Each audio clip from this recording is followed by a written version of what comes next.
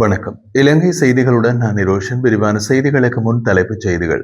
தரமற்ற நிலக்கரிக்கு பதிலாக தரமான நிலக்கரியை கொள்வனவு செய்ய அரசு உடனடி நடவடிக்கை எடுக்க வேண்டும் என்று எதிர்க்கட்சித் தலைவர் சஜித் பிரேமதாச வலியுறுத்தல். இலங்கையின் வரலாற்றில் மிகப்பெரிய கடன் திருப்பி செலுத்தல் 2025ஆம் ஆண்டில் நடைபெற்றதாக கிராமிய அபிவிருத்தி, சமூக பாதுகாப்பு மற்றும் சமூக வலுவூட்டல் அமைச்சர் உபாலி பனிலகே தெரிவிப்பு. யாழ்ப்பாண மாவட்ட செயலகத்தில் நடைபெற்ற மாவட்ட அபிவிருத்தி ஒருங்கிணைப்பு குழு கலந்துரையாடலின் போது வலிவடக்கு மக்களின் நில விடுவிப்பு விவகாரம் குறித்து கடும் எதிர்வினை. இந்திய பிரதமர் மற்றும் இலங்கை ஜனாதிபதிக்கு இடையிலான பேச்சுவார்த்தையின் பிறகு 38,000 மெட்ரிக் டன் எரிபொருள் கொண்ட கப்பல் சனிக்கிழமை நாட்டை வந்தடைவதாக தகவல். இனி விரிவான செய்திகள். எரிசக்தி நெருக்கடியை சமாளிக்க ரஷ்யா மற்றும் ஈரானுடன் பேச்சுவார்த்தை நடத்தி எரிபொருள் பெற்றுக் கொள்ளவும், தரமற்ற நிலக்கரிக்கு பதிலாக தரமான நிலக்கரியை கொள்வனவு செய்யவும் அரசாங்கம் உடனடியாக நடவடிக்கை எடுக்க வேண்டும் என்று எதிர்க்கட்சித் தலைவர் சஜித் பிரேமதாச தெரிவித்துள்ளார். கொழும்பில் நடைபெற்ற நிகழ்வொன்றின் பின்னர் ஊடகங்களுக்கு கருத்து தெரிவித்த அவர், தற்போதைய அரசின் தவறான கொள்கைகளால் நாட்டின் எரிசக்தி பாதுகாப்பு பாதிக்கப்பட்டு அது தேசிய பாதுகாப்பிற்கு அச்சுறுத்தலாக மாறியுள்ளதாக குற்றம் சாட்டினார். நொரச்சோலை மின் நிலையத்தில் தரமற்ற நிலக்கரி பயன்படுத்தப்படுவதால் மின் உற்பத்தி குறைந்து டீசல் மின் நிலையங்களை பயன்படுத்த வேண்டிய நிலைமை உருவாகி அதனால் மின்சார கட்டண உயர்வு மற்றும் எரிபொருள் பற்றாக்குறை அதிகரித்துள்ளதாகவும் அவர் குறிப்பிட்டுள்ளார். மேலும் மத்திய கிழக்கு மோதலை காரணம் காட்டி நிலக்கரி கொள்வனவு முறைகேடுகளை மறைக்க அரசாங்கம் முயற்சிக்கிறது என்று குற்றம் சாட்டிய அவர், எரிபொருள் கையிருப்பு, தொடர்ச்சியான மின்சாரம் மற்றும் பொருளாதார நிலைத்தன்மை குறித்து அரசாங்கத்திடம் தெளிவான திட்டமிடல் இல்லை என்றும் கூறினார். இந்த நிலையில் எரிசக்தி பாதுகாப்பை உறுதி செய்ய திட்டமிட்ட நடவடிக்கைகளை அரசாங்கம் உடனடியாக எடுக்க வேண்டும் எனவும், இல்லையெனில் பொருளாதார வீழ்ச்சி மற்றும் வாழ்வாதார பாதிப்புகள் மேலும் மோசமடையும் என்றும் அவர் எச்சரித்துள்ளார். இலங்கை வரலாற்றில் மிகப்பெரிய கடன் திருப்பி செலுத்தல் 2025ஆம் ஆண்டில் நடைபெற்றுள்ளதாக கிராமிய அபிவிருத்தி, சமூக பாதுகாப்பு மற்றும் சமூக வலுவூட்டல் அமைச்சர் உபாலி பனிலகே தெரிவித்துள்ளார். குருநாகலில் நடைபெற்ற சமூக அபிவிருத்தி சபை பிரதிநிதிகளுக்கான விழிப்புணர்வு நிகழ்வில் உரையாற்றிய அவர், 2025ஆம் ஆண்டில் அரசு மொத்தம் 3,900 மில்லியன் அமெரிக்க டாலர் கடன் தவணைகளை செலுத்தியுள்ளதாக தெரிவித்துள்ளார். மேலும் 2028ஆம் ஆண்டில் அதிக கடன் செலுத்த வேண்டியிருக்கும் என்று கூறப்பட்ட போதிலும் அந்த ஆண்டில் செலுத்த வேண்டிய கடன் தொகை 3.2 மில்லியன் அமெரிக்க டாலர்கள் மட்டுமே என்றும் அவர் விளக்கியுள்ளார். அதேவேளை 2025ஆம் ஆண்டு வாகன இறக்குமதிக்காக சுமார் 2,100 முதல் 2,200 மில்லியன் அமெரிக்க டாலர்கள் செலவிடப்பட்டிருந்த போதிலும் அரசாங்கம் நிதி மேலதிகத்தை பதிவு செய்துள்ளதாகவும் அவர் குறிப்பிட்டிருந்தார். அந்த ஆண்டில் நாட்டின் மொத்த வருமானம் 29,300 மில்லியன் அமெரிக்க டாலர்களாக இருந்த நிலையில் செலவினம் சுமார் 27,600 மில்லியன் அமெரிக்க டாலர்களாக இருந்ததாகவும், இதன் மூலம் 1,700 மில்லியன் அமெரிக்க டாலர் நிதி அதிகப்படியாக உருவாகியுள்ளதாகவும் அவர் கூறியுள்ளார். சரியான நிதி மேலாண்மை காரணமாகவே இவ்வளவு பெரிய கடன் தொகையை செலுத்திய பின்னரும் பொருளாதார நிலைத்தன்மைக்கு தக்க வைத்திருக்க முடிந்ததாக அமைச்சர் மேலும் கூறினார்.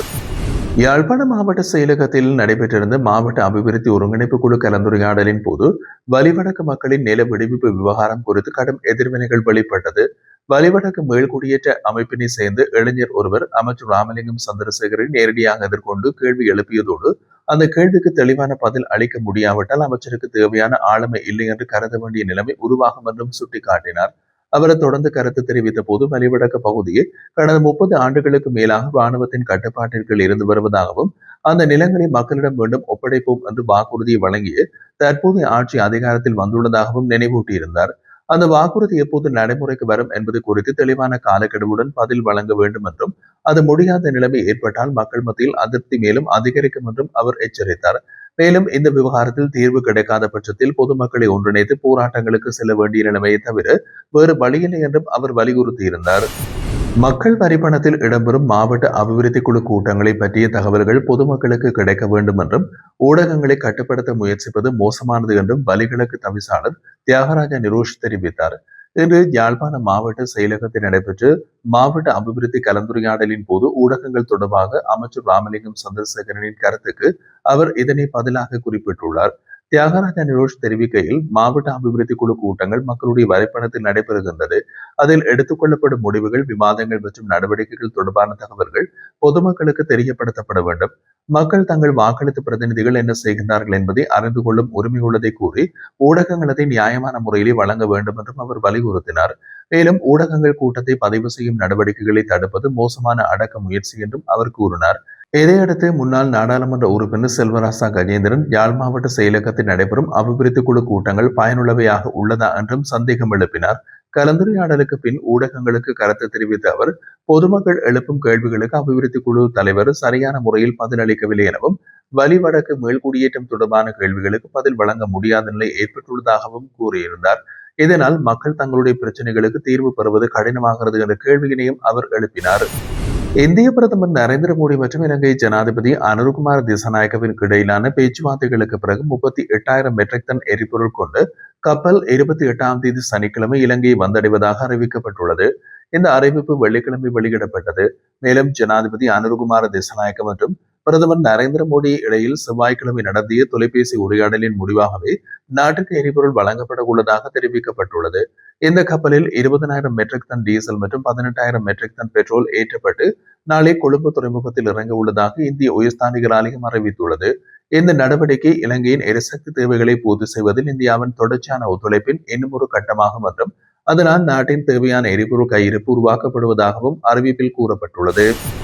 நாடாளுமன்ற பிரதி செயலாளர் நாயகம் சமீந்த குலரட்னவின் பணியிடை நிறுத்தத்தை சவாலுக்கு உட்படுத்திய மனு பிரதிவாதியான சபாநாயகரை சேர்த்து சமர்ப்பிக்கப்பட்டிருந்த போதிலும் சபாநாயகர் நேரடியாக நீதிமன்றத்தில் முன்னிலையாகவில்லை.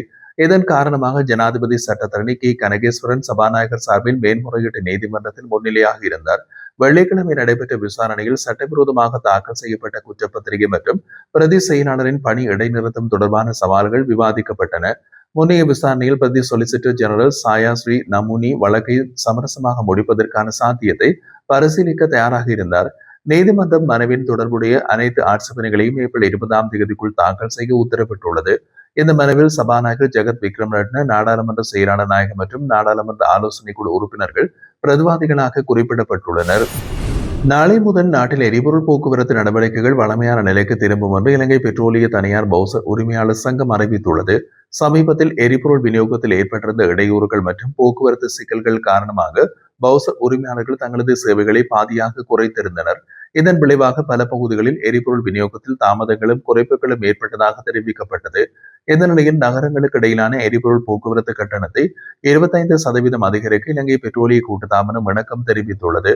இந்த முடிவு பவுசர் உரிமையாளர்கள் முன்வைத்த கோரிக்கைகளுக்கு சாதகமான பதிலாகவும் பார்க்கப்படுகின்றது. இதனைத் தொடர்ந்து போக்குவரத்து சேவைகளை மீண்டும் முழுமையாக முன்னெடுக்க தீர்மானிக்கப்பட்டுள்ளதாக சங்கம் தெரிவிக்கின்றது. இதன் மூலம் நாடு முழுவதும் எரிபொருள் விநியோகம் சீராக நடைபெறும் என்று எதிர்பார்க்கப்படுவதோடு சமீபத்தில் ஏற்பட்டிருந்த பற்றாக்குறை நிலைமை குறையும் என்றும் அதிகாரிகள் நம்பிக்கை வெளியிட்டுள்ளனர்.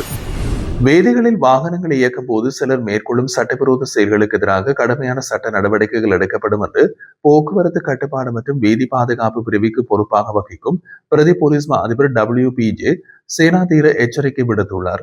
அனுமதியின்றி ஆபத்தான முறையில் வாகனங்களை ஓட்டுதல், பிரதான சாலைகளில் போட்டி பந்தயங்களில் ஈடுபடுதல், பொழுதுபோக்கு நோக்கிலே போக்குவரத்து விதிகளை மீறுதல் போன்ற செயல்கள் குறித்து போலீசாருக்கு தகவல் கிடைத்துள்ளதுடன் அவை தொடர்பான விசாரணைகள் ஆரம்பிக்கப்பட்டுள்ளதாகவும் அவர் தெரிவித்திருந்தார். மேலும் இத்தகைய சம்பவங்கள் குறித்து பொதுமக்கள் வழங்கும் தகவல்கள் முக்கியமானதாக கருதப்படுவதனால் அவற்றின் அடிப்படையிலும் சட்ட நடவடிக்கைகள் மேற்கொள்ளப்படும் என்றும் அவர் குறிப்பிட்டுள்ளார். எனவே அனைத்து சாரதிகளும் வீதியில் வாகனங்கள் இயக்கும் போது விதிகளை மதித்து பொறுப்புடன் செயல்பட வேண்டும் என்றும் அவர் கேட்டுக்கொண்டார். மேலும் சம்பவம் நடைபெற்ற பின்னரும் தகவல்கள் கிடைத்தால் கூட அதனை அடிப்படையாக கொண்டு சட்டத்தை அமல்படுத்துவதற்கான அதிகாரம் போலீசாருக்கு இருப்பதாகவும் அவர் வலியுறுத்தியுள்ளார்.